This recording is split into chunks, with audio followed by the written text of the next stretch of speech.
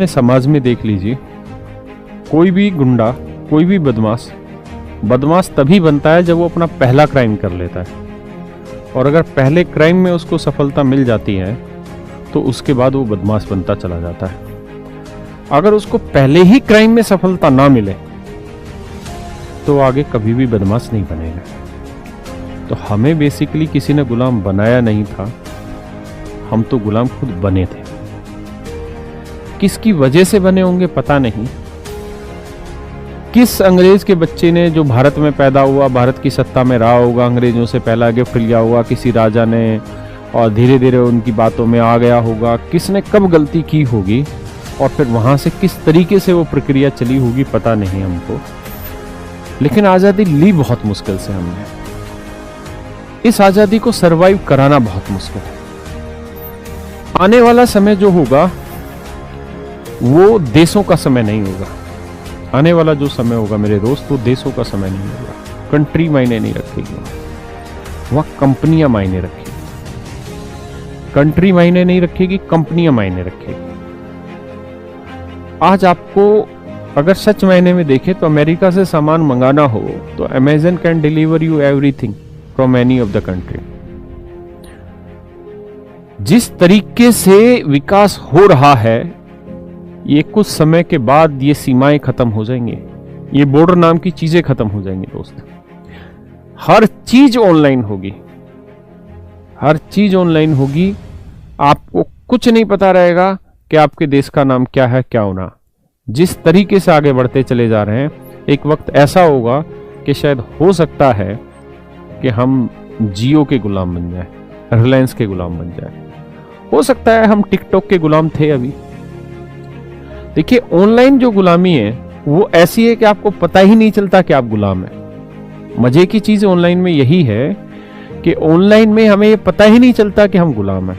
अगर सच मायने में देखें तो आप व्हाट्सएप के गुलाम हैं, सच मायने में देखें तो आप फेसबुक के गुलाम हैं, टिकटॉक के भी गुलाम हैं। इसलिए आज इस आजादी के वक्त पे, आज भी आप आज इस वक्त पे आप भी अपने आप को आजाद करिए। इन चीजों से कोशिश करिए अपने आप को बांधा जाए। जैसे मैंने था, मेरे घर में कंप्यूटर है, मेरे पास इतना सामर्थ्य है कि मेरे घर में एक छोटा सा कंप्यूटर है।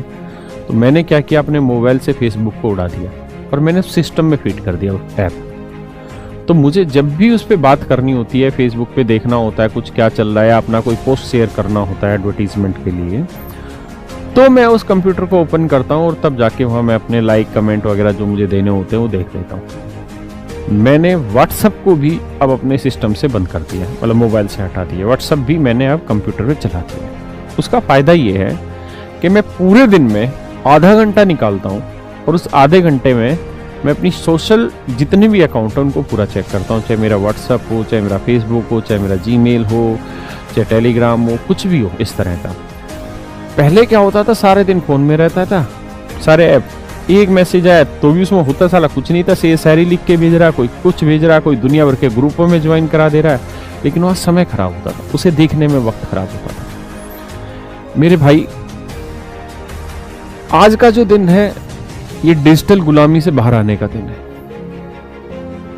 कोशिश करिए कि अपने मोबाइलों से इन कंपनियों को एटलीस्ट कुछ वक्त के लिए दिन में बाहर निकाला जाए।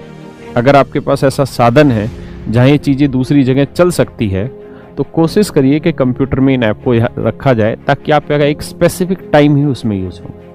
अगर ऐसा नहीं हो सकता और आपके पास एक ही साधन है या एक ही मोबाइल है, तो मेरे प्यारे बच्चों फिर अपना एक समय निश्चित करिए कि हम केवल उसी समय पर फोन का ये ऐप इस्तेमाल करेंगे और अपनी आदत को मजबूत बनाएंगे।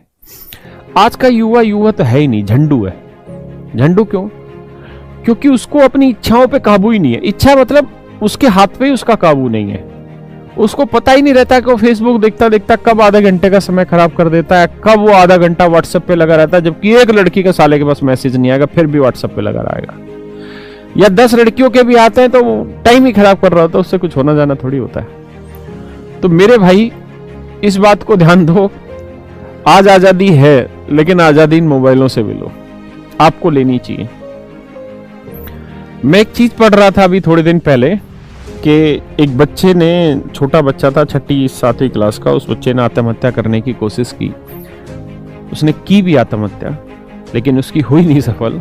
उसके माँ बाप उसे हॉस्पिटल ले गए, बचाया। तो बाद में पता चला कारण क्या है, तो पता चला कारण ये है कि उस बच्चे ने अपने बाप से मांगा मोबाइल, के मोबाइल दे दो, मेरे को गेम खेलना है। बाप ने कहा कि यार मुझे कुछ काम करना है, मैं अभी नहीं दूंगा, चल रहने दे। बच्चे को इतना गुस्सा आ गया कि वो फिर आत्महत्या कर गया कि मुझे मोबाइल नहीं मिला। ये सच है, ये दोस्त सच है, इसमें झूठ नहीं है। मेरे भी बच्चे, मेरे 3 बच्चे हैं। मैं अपने बच्चों को अपना मोबाइल कभी हाथ नहीं लगाने देता, लेकिन मेरी भी घर में कुछ समस्याएं हैं।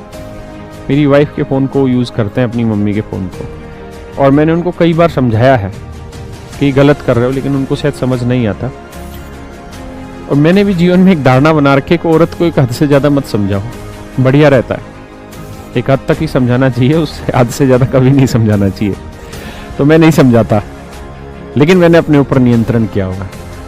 दोस्त, आने वाली नस्लें बर्बाद होंगी, बर्बाद। आप अगर मेरे शब्दों का बुरा ना माने और अगर आप मुझे एक मैच्योरिटी लेवल की तरफ समझे, तो आने वाले बच्चे ये वाले होंगे, ये वाले, मैं गारंटी कह सकता हूं। आने वाले बच्चे 100% ये होंगे, आने वाली जनरेशन ये होगी, और उसका कारण ये मोबाइल है। साला क्रिकेट खेलना हो तो मोबाइल में, रम्मी मम्मी खेलते रहेंगे तो मोबाइल में, बंदूक चलानी है तो मोबाइल में। असलियत में तो बंदूक चलती ही नहीं है, असलियत में भाग दौड़ पाते ही नहीं है, असलियत में कुछ कर ही नहीं पाते हैं, सारे दिन मोबाइल में लगे रहते हैं। मेरे पिताजी की आज के समय में आंखें भी ठीक है, कान भी ठीक है, लेकिन मैं गारंटी के साथ कह सकता हूं कि इस हिंदुस्तान की 10 साल के बाद 80% जनसंख्या ऐसी होगी जो अंधी होगी, जिनके सालों के इतने मोटे मोटे गिलास चढ़ रहे होंगे, देख नहीं पाएंगे। क्यों?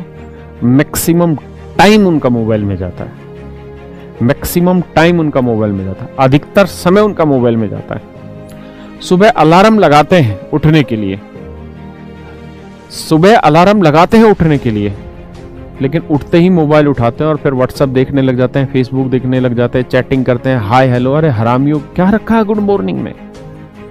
क्यों साले अपना टाइम खराब कर रहे हो?